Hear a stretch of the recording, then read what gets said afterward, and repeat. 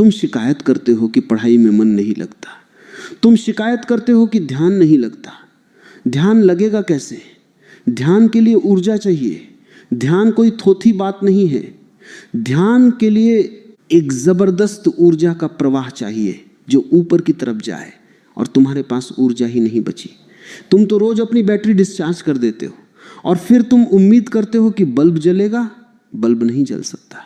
प्रकृति का नियम बड़ा निष्ठुर है, वो तुम्हें नहीं रोकेगी। अगर तुम गड्ढे में गिरना चाहते हो तो गुरुत्वाकर्षण तुम्हें नीचे खींचने के लिए तैयार है।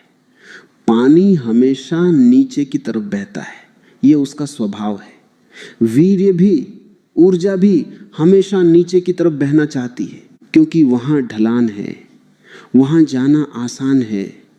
बच्चे पैदा कर लेना बहुत आसान है, काम वासना में बह जाना बहुत आसान है। जानवर भी यही कर रहे हैं, पशु पक्षी भी यही कर रहे हैं, इसमें कोई विशिष्टता नहीं है।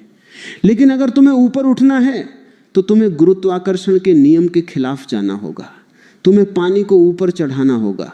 और यही वह विज्ञान है जो इंसान को जानवर से अलग करता है। जरा अपने शरीर की व्यवस्था को देखो। रीढ़ की हड्डी तुम्हारे शरीर का मेरुदंड। ये सिर्फ हड्डियों की एक माला नहीं है जो तुम्हें सीधा खड़ा रखती है, ये एक सीढ़ी है।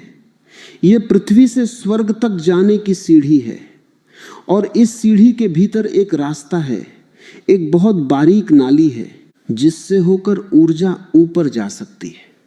जब वीर्य शरीर में बनता है और उसका उपयोग संतानोत्पत्ति के लिए नहीं किया जाता तो शरीर क्या करता है? क्या वह उसे सड़ा देता है? नहीं।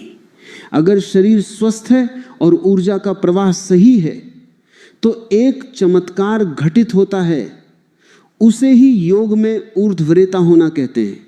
लेकिन इससे पहले कि हम उस चमत्कार की बात करें, तुम्हें अपनी बीमारी को और गहराई से समझना होगा। तुम जिसे प्रेम कहते हो वह अक्सर सिर्फ हवस होती है, और हवस का मतलब है दूसरे का उपयोग करके अपने भीतर की खाज खुजा लेना। जब वीर्य का स्खलन होता है, जब वह ऊर्जा शरीर से बाहर निकलती है तो शरीर को एक झटका लगता है। तुमने महसूस किया होगा, उस क्रिया के बाद एक गहरी उदासी छा जाती है। लैटिन में एक कहावत है, हर जीव सहवास के बाद उदास होता है। क्यों? क्योंकि तुमने अपने जीवन का एक अंश खो दिया, तुमने अपनी मृत्यु को थोड़ा करीब बुला लिया। आयुर्वेद स्पष्ट कहता है, मरणम बिंदु पातेन जीवनम बिंदु धारणात्। बिंदु का गिरना वीर्य